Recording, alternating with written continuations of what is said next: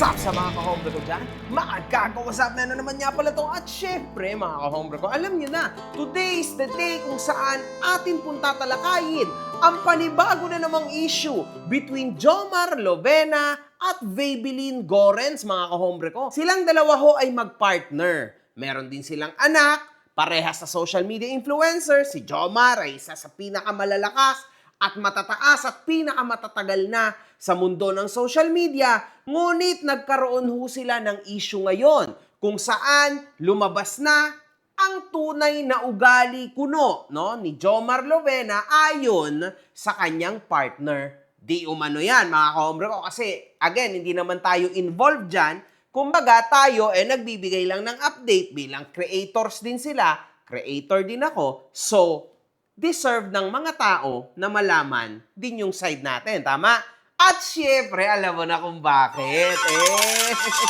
Gatas na gatas. Oo. Hinahanap niyo ba ako sa Facebook? Eto na ang bagong Facebook ko, mga kahombre ko. Follow niyo ako. Nung nakaraan ay tinalakay natin ang paglantad ng partner ni Jomar sa kanya tungkol sa kanyang pagloloko, mga kahombre ko, ha? Ngunit, finally, di ba? Kasi in fact, naisama niya sa video niya itong content ko na ito. Mas ginusto ko na dalhin ko to mag-isa. I believe na hindi siya magsasalita dito. Ganyan ho si Jomar. Sa tuwing meron siyang issue na ganito, hindi siya nagsasalita. Hinahayaan niya lang na mamatay yung issue. So, Yes po, lahat yun totoo yun. Na never ako nagsalita sa mga lumabas na issue sa amin. Kasi para sa akin, mas hinawakan ko, mas pinoprotektahan ko yung family ko, at mas pinili na hindi magsalita sa haba ng panahon. kung saan parang isa din, no, yung naging salita ko sa naging motibo niya, kaya siya, mga kahombre ko, nagsalita na. Kasi mukhang tinamaan at talagang tinablahan si Jomar, mga kahombre ko, ng matinding boost. Di ba? Na finally, sige na nga, eto na yon, sasagot na ako. Maraming salamat din sa inyo, mga kahombre ko, kasi at least nakarating ang ating video kay Jomar. Again, mga kahombre ko, wala ho akong sama ng loob kay Jomar. Hindi ako galit kay Jomar, o kinakampihan ko si Vabeline, o kinakampihan ko si Jomar. Hindi ganon, mga kahombre ko, kasi end of the day, naging kaibigan ko rin naman si Jomar. Huwag niyong kakalimutan, tinulungan niya rin ako sa Battle of the YouTubers. Gabayan niyo ako. Pag talagang gumagaling na si Jason sa laro, pati rin yung Gago. joke lang. Gago ka.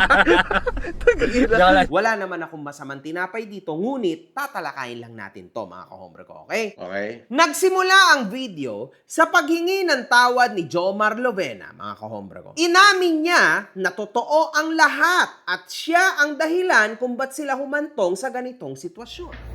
Hello guys, alam niyo na rin lahat.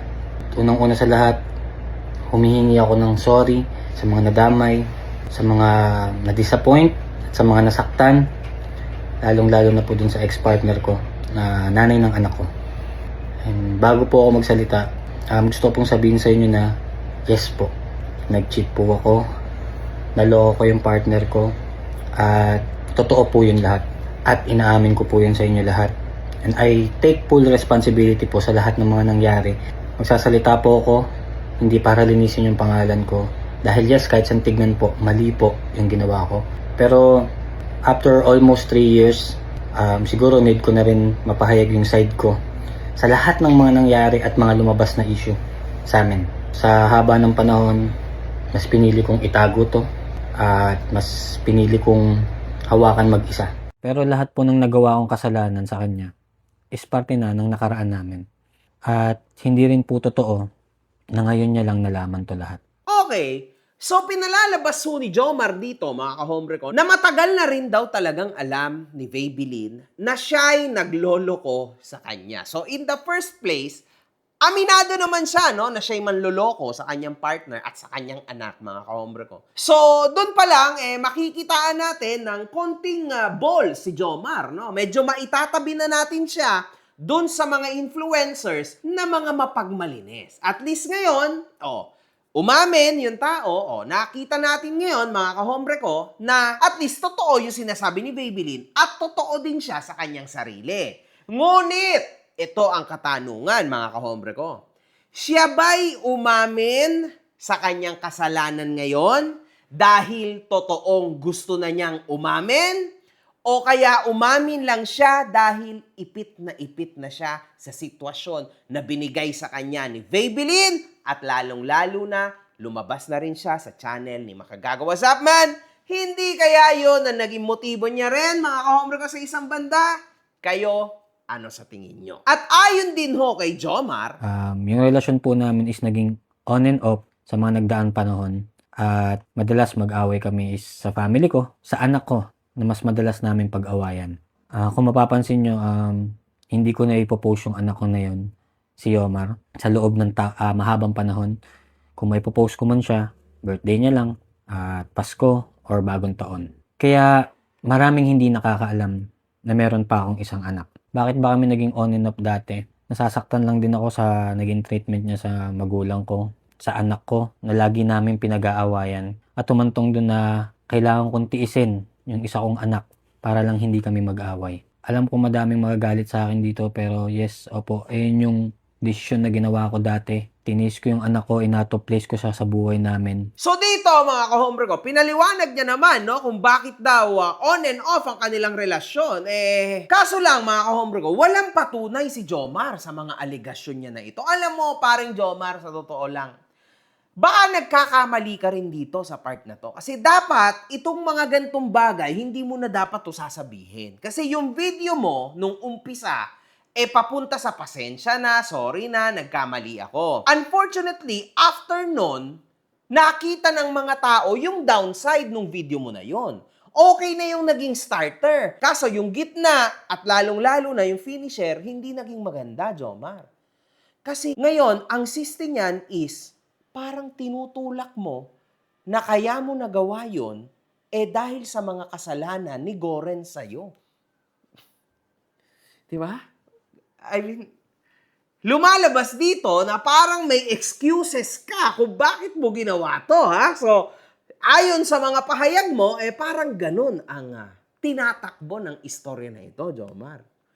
Oh my God. Mag-isip ka na, panahon na. Pero may mga times talaga na pag nasa amin siya is pag nakakagawa ng mali yung bata, napupunta to sa pagmumura, sa mga masasakit na salita, which is para sa akin, wala akong ginagawa. Yun, napakasakit nun sa akin. Kasi mas pinipili ko na lang na hindi kami mag-away kaysa dun sa nararamdaman ng anak ko.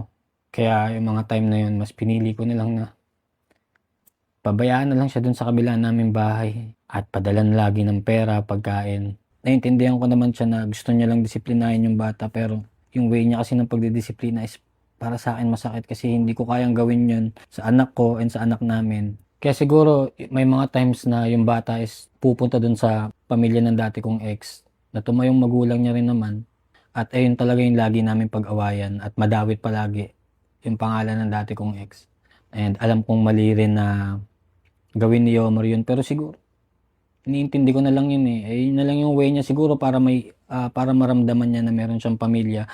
With alam kong tinaray naman namin, pero may times talaga na mas pinipili ko na lang na mapalayo siya sa amin kasi habang malapit sa amin yung bata is mas lalo kami nag-aaway. Pero mga kahombre ko, kung tama man, no? Kung totoo man ang sinasabi ni Jomar na pinagsasamaan niya ng ugali ang panganay na anak ni Jomar sa iba niya at lalong-lalo na masama ang trato ni Vaybelline, hindi ho maganda yon mga kahombre ko, ha? Kahit na babae pa man ang gumagawa nito, hindi ho ako magiging sang-ayon kahit kailan sa bagay na to, mga kahombre ko. Kasi, una sa lahat, ang anak ni Jomar, sa nauna man niya na relasyon, walang kinalaman yan sa bagong partner ni Jomar. At saka wala naman sinasabi si Vaybelline, mga kahombre ko, na ngayon niya lang nalaman, mukhang matagal niya nang alam din to, simula't-simula pa lang ng relasyon nila. So, kung totoo man ang sinasabi ni Jomar, mali yun, Madam Vaybelline. Para lang sa akin, ha. So, you guys decide. This is a mistake kung ginawa talaga to ni Vaybelline. Malilinis masyado budi niya. Ngunit, noong 2023 daw, May 2023 lumabas tong issue na to.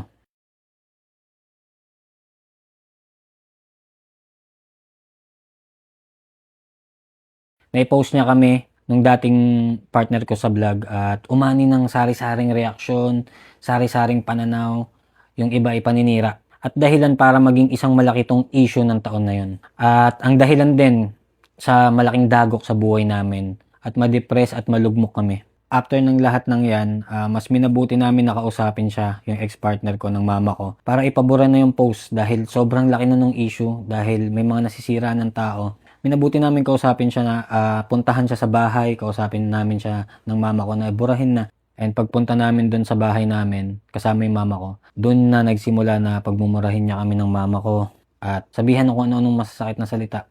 Which is inaalala lang namin siya. Dahil yung pinost niya at yung ginawa niyang malaking issue na yon is mapupunta na sa isang legal na proseso.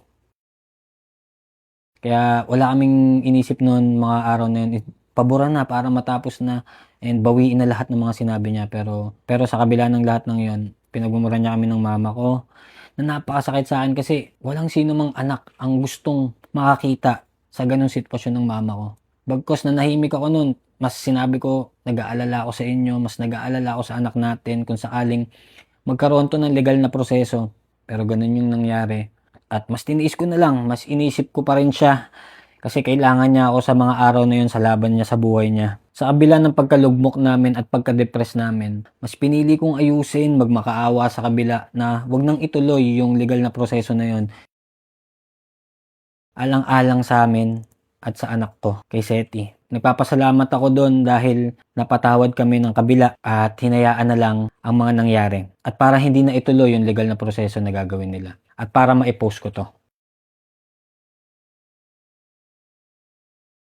So dito, mga kahombre ko, pinapalabas ni Jomar, no? Na nag-post si Babylin tungkol sa naging relasyon nila ni Sashna, di ba? Ako kasi mga kahombre ko, no, bilang nakausap ko rin si Sashna, and again, nakausap ko rin to si Babylin, nakausap ko rin dating-dati pa si Jomar.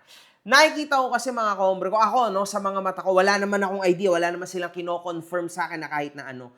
Para kasi sa akin, mga kahombre ko, scripted talaga yung Diyosa, yung Team Diyosa. Scripted ho yun, mga kahombre ko. I don't think na tunay na naganap ho yung relasyon na yon. So, siguro nagkaroon sila syempre ng konting spark kasi syempre, mga kahombre ko, bilang influencer, may idea ako dyan. Tulad niyan, makikita ho natin na tens of millions of views, mga kahombre ko, ang nakukuha nilang views back in the day ng Team Diyosa. So dito pa lang, mga kahombre ko, klaro na, no, na sige, syempre, walang relasyon, tayo tropa-tropa lang, pero nagkakaroon kayo ng band, di ba? Straight band, mga kahombre ko, na nakapagpadikit sa inyo ng malupit kahit wala kayong relasyon. Unfortunately, di ba, may partner si Jomar at lalong-lalo na, mga kahombre ko, ang pinakamatindi dito lalaki't babae kasi sila. So malamang, sa mata ng mga tao, iba ho talaga ang lalabas at lumalabas. Pero I will still remain sa fact, no, na si Sashna ngayon, tahimik na ho ang buhay, may partner na siya, okay na siya. So, out na ho siya dito, mga kahombre ko. Ito naman yung pass lang. Ayan yung pinag-uusapan natin.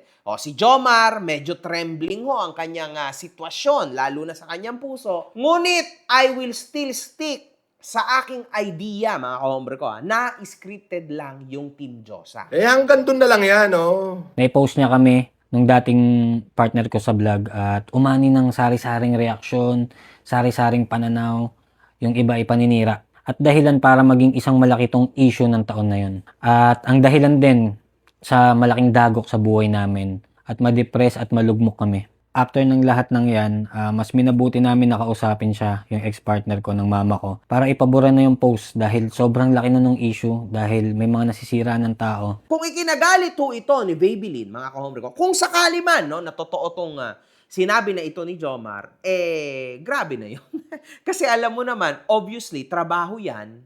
Alam mo din yan, di ba? Tulad nung una, alam mo na may anak siya sa una, tama? Tas nagalit ka. Ngayon naman, alam mo rin na may Team Diyosa at alam mo naman na yan ang pinagkakitaan, di ba? Hundreds of thousands of pesos, if not millions of pesos ang kinikita nila dyan. So, hati sila. So, goods din para sa'yo at sa buhay mo, di ba? Kasi partner mo si Jomar. Parang mali naman, no, na ikakagalit mo rin niya. Kasi parang same situation to, mga kaumro ko. Yung unang sinabi ni Jomar, tungkol sa panganay niya at yung pangalawa tungkol sa Team Diyosa, no? So, parang nagtatali, no? So, ewan ko lang, ha? Pero para sa akin, mali ho ito. So, mali ito kung totoo man to, Babylin. Talagang napakalaking kalokohan ito. Puro gano'n na lang ba talaga ang buhay mo na? At August 10, dito ko na malalaman lahat na magpapabago sa buhay ko, sa treatment ko lalo sa kanya. At mag-lead to para makagawa na ako ng mali sa kanya. At nung August 10, 2023, habang namamalengke sila ng kaibigan ko dahil nga birthday ko nun, hindi ko sinasadyang mabuksan yung laptop ko na naka-open yung Facebook niya, na nakalimutan niyang i-log out. Doon ko na mababasa at matutuklasan ang lahat sa kanya. Ang mismong sa bahay pa namin nangyayari ang lahat. Hindi ko lubos maisip at napahinto na lang ako ng mga araw na yun kasi sobrang sakit ng mga nababasa ko.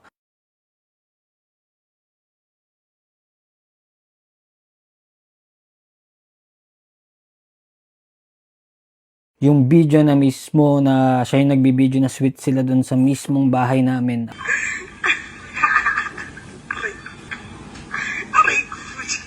Lods, ba't andito ka, Lods? Nagawa niya tong patulugin mismo sa kwarto namin.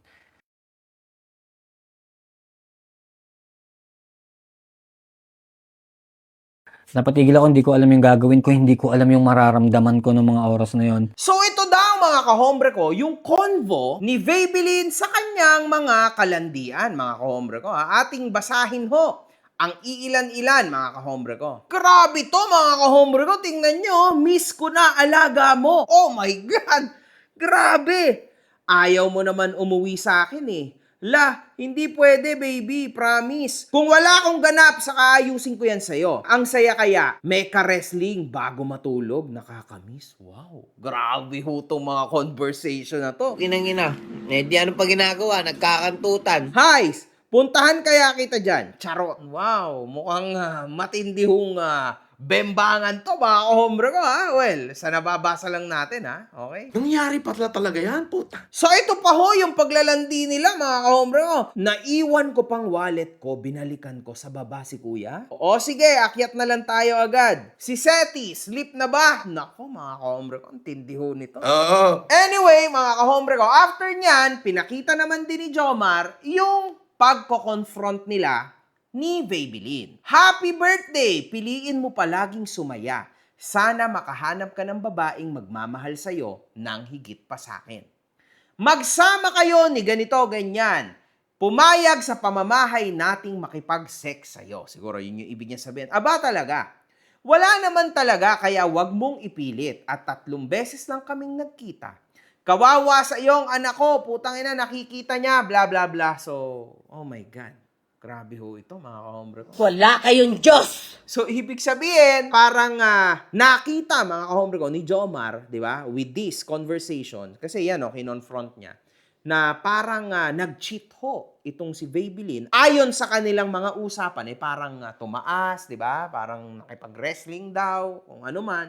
Ngunit, ito na nga yung confrontation nila. Parang awa mo na, wag mo na akong i-chat kahit kailan dahil hindi ko kaya kang tingnan o kahit makausap. Napaka-shit ng ginawa mo. Dinamay mo pang ibang tao pero ikaw tong bla bla bla. Lagi mo kong ginaganto, lagi mo kong hinahayaan magmakaawa. Sa bahay ko pa. Tangina, lahat-lahat sabi ko sa'yo, alam ko. Kasi nakikialam ka ng account na kahit kailan di ko nagawa sa'yo. Oy, so, ibig sabihin, mga kahombre ko, mukhang totoo talaga to kasi nakikialam daw si Jomar ng account ni Babylin. Oh my goodness, man.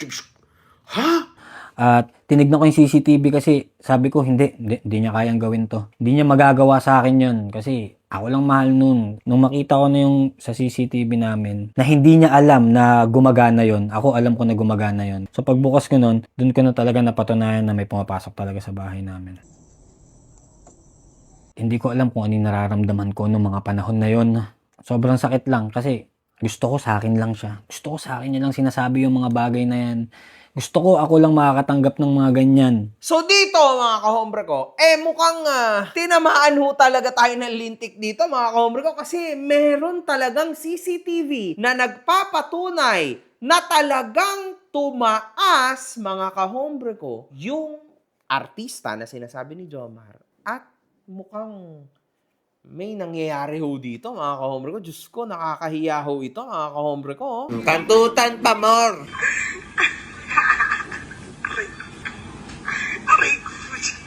Lods, ba't andito ka, Lods? Grabe to mga kahombre ko, napakasakit ho nito, no?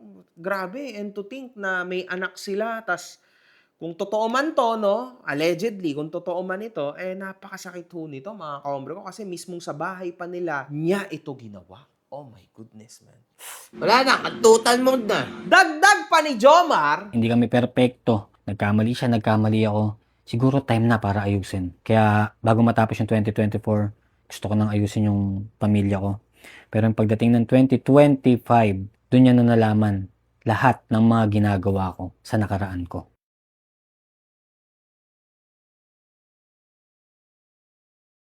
Kaya napakasakit para sa akin na masabi niya to na ngayon niya lang nalaman ng lahat. Pero makikita nyo na inamin ko sa kanya 2025 pa lang. Lahat inamin ko sa kanya. oh, ngayon naman mga kahombre ko, napakasakit para kay Jomar na parang pinapalabas nga daw ni Babylin na parang ngayon mo lang nalaman ang lahat ng ito, samantalang dati at matagal mo nang alam to. So, grabe to mga kahombre ko ha.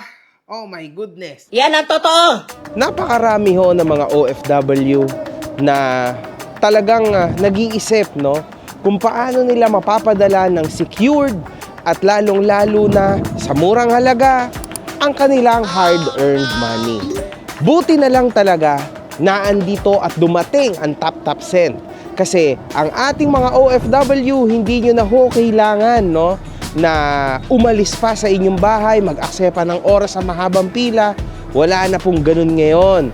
Tama nang mag-download ka lang ng Tap Send and automatically nasa kamay mo na o cellphone mo na lahat ng pangangailangan mo at lalong-lalo na meron pa akong konting regalo sa'yo. Mga kahombre ko, sobrang nakakatuwa tong app na to dahil bukod sa napakatinding exchange rates nito, zero fees pa pagdating sa pagpapadala mo sa bangko at mobile wallets tulad ng GCash at Maya. 95% ng mga transaction ay dumadating agad just within 5 minutes. Napakasulit talaga nito mga kahombre ko. Now, kung gusto mo mapadali ang buhay mo tulad ng mga sinabi ko, i-download mo na ang Tap Send. After mong i-download ito, mag-sign up ka na. Pero syempre mga kahombre ko, huwag mong kakalimutan ang promo code ko na makagago nang magkaroon ka ng extra $20. Totoo yun, $20 sa ipapadala mo sa una mong deposit. Ano pa ang inihintay mo, kahombre ko? I-Tap Send mo na yan.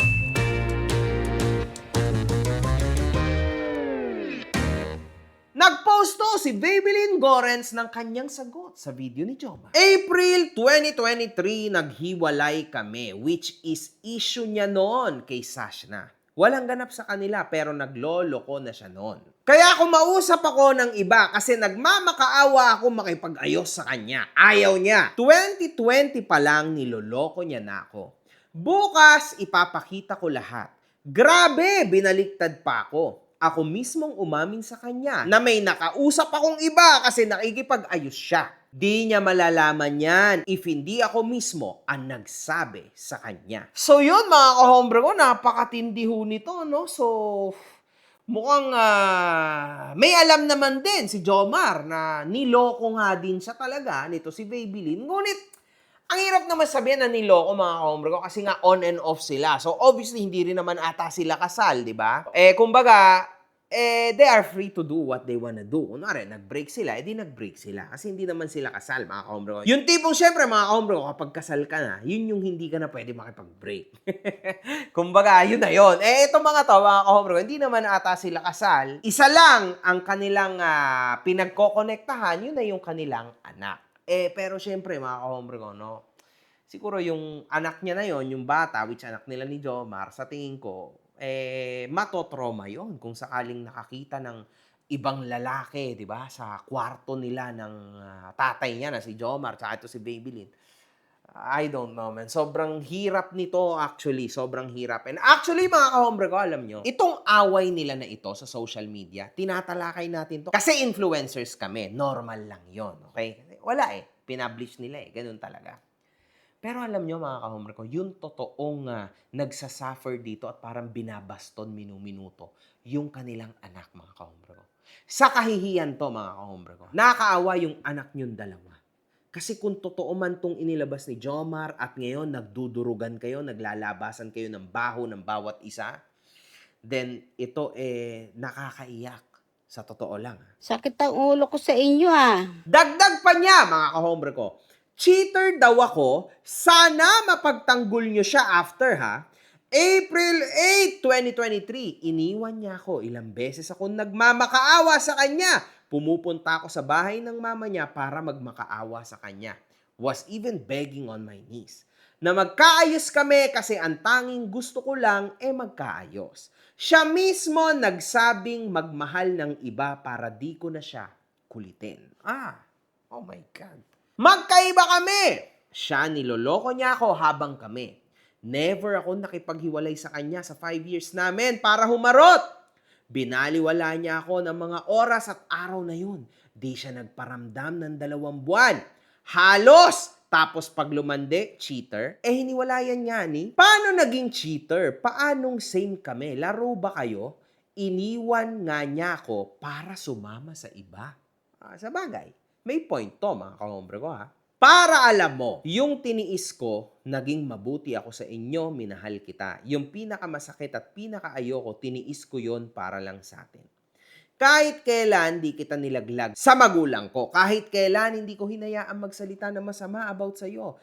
Tangina, kahit mag-isa ko, tiniis ko lahat ng sakit na binibigay mo sa akin. Tangina, tama na ang pagpapahirap mo sa akin parati. Parang awa mo na, ilang beses ko lang sinabi sa'yo, yung sakit ng pag-iwan mo sa akin pero paulit-ulit mo siyang ginagawa. Ang sakit-sakit na lang palagi ng naisusukli mo sa akin. Bakit mo nagagawa sa akin to? Ano pa bang kulang? Ano pa bang gusto mo? Lahat-lahat, Jomar, alam mo yan. Lahat-lahat. Wag lang makadanas ng ganito sa'yo. Hindi ka na naawa sa amin ni Seti. Lagi na lang paghihirap, laging sakit na lang ang nararamdaman ko sa'yo. Oh my God, mga ka-hombre, napakatindi ho nito. Gusto ko lang sabihin na sana masaya ka sa nangyayari sa akin. Sana masaya ka sa tuwing ginagawa mo sa akin yung mga bagay na ikinakatroma ko. Masakit, promise. Mga times na kailangan ko ng kakampi, ganitong ginagawa mo sa akin. Pero ang tanga ko kasi hindi na ako nadala sa'yo. Lagi kasi akong umaasa na magkakaroon ng pagbabago sa'yo na baka one day matrato mo na akong tama, baka one day matakot ka nang mawala ako. Pero till this day, madali pa rin akong mawala sa'yo. Napakawala kong kwenta sa buhay mo. O ito ba? Tama na, hindi na talaga kaya ayusin. Kasi ayoko na at sorry kung bakit ganito yung nangyari sa atin. Sorry kasi ako yung mismong nawala, pero lagi kong sasabihin sa'yo na ilang beses kong pinilit at sumubok sa relasyon natin. Hindi ko ginusto lahat ng desisyon na to, pero buo na po talaga ang pasya ko. Sorry sa lahat. Sana mapatawad mo ako pag naging okay ng lahat. Time will tell. Sorry. Parang awa mo na, ayusin na natin to. Huli na to, hindi ko kayang bumitaw ng ganun lang. Sorry! Hindi ko na po kayang sumubok. Sorry. Ngunit, mga ka-hombre ko, may naging post din si Babylin na sobrang alarming to, mga ka-hombre ko. 2022, nilalayasan ako para at mambabae. Sa akin pa sinisisi lahat. Laro ka, kuya. Ayusin mo ang pagdidirect mo. 2020, nag-cheat na siya, kaya pala ganyan niya ako tratuhin. 2023, kumausap ako ng iba kasi nakipaghiwalay siya. Never ako nag-cheat. And nagmakaawa ako sa kanya, ayaw niya raw. Ating basahin, mga ka-hombre ko. Gusto ko lang huminga ng saglit. Ayan. Nako, may mga involved pa na kung ano-ano. My God.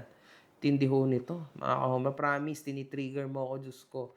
Oras ko na sigurong mawala. Tapos pinaparamdam mo sa akin akong mali ngayon. PI naman, gusto ko lang maging totoo ka sa akin araw-araw. Gago ka, binigay ko sa'yo lahat. PI mo, pero sinira mo ang pagkatao ko at buhay ko dahil naging tayo. Tandaan mo yan. Oh my God. My God. Lalayo na ako. Sana maging masaya kayo ng ex mo. Sabi ko na, di ako sapat at kahit kailan di ako naging sapat sa'yo. Simula nang dumating ka, naging worse lahat sa akin. PI mo, umalis ka dyan sa bahay. Alisin mo yung malas na dala mo dyan. Oh my God. Wow. Ayoko na, PI mo, lumayo ka na sa buhay ko. Sinaktan mo pa ako, niloloko mo ko. Tangina, ano bang ginawa ko sa'yo para lokohin mo ko? Explain mo naman sa akin yun. Tangina, sobrang sakit, Jomar. PI mo, ginulo mong buhay ko. Tangina mo, wow. Pagbabayaran mo lahat ng shit na ginawa mo sa buhay ko. Damay-damay na to, PI mo, hindi mo pinatahimik buhay ko. Pwes, hindi ko patatahimikin ang mga buhay natin. Umalis ka na. So, kumbaga, mga kahombre ko, antindi ho nito. And actually, pinapalayas na ho ni Jomar pala, ito si Babylin, sa kaniyang bahay. Sa nakikita ko, mga kahombre ko, ang maaring naging mali lang ni Babylin, yung nagpapasok siya sa bahay o sa kwarto ni Jomar mismo, no? Sa kama nila mismo, ng ibang lalaki, mga kahombre ko, siguro. Di ba? Kahit hiwalay na kayo, kaso bahay ni Jomar, yun, di mo dapat gagawin yun, di ba? Pero, mga kahombre ko, yung magkaroon si Babylin ng bagong karelasyon, di ba? Okay lang yun, kasi hiwalay kayo eh. Anong magagawa, di ba? Ikaw nga ang gumagawa ng lahat ng kabalbalan even before, di ba, Jomar? Yun ang takbo ng storya na ito. So, siguro mga kahombre ko, merong konting pagsisinungaling sa bawat isa sa kanila. Ngunit, mahirap din ho namang alisin na meron pa rin tayong mga benefit of the doubts.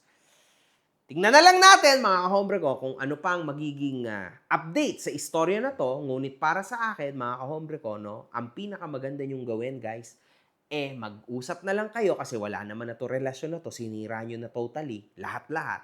And lalong-lalo na, itigil nyo na siguro yung pagpo-post nyo ng mga ganyan online kasi ang nasisira dyan ay yung inyong anak. Nakakaawa naman. One love, good fucking vibes. One love, good fucking vibes. Yes, of course. Galingan mo pa, putang ina mo!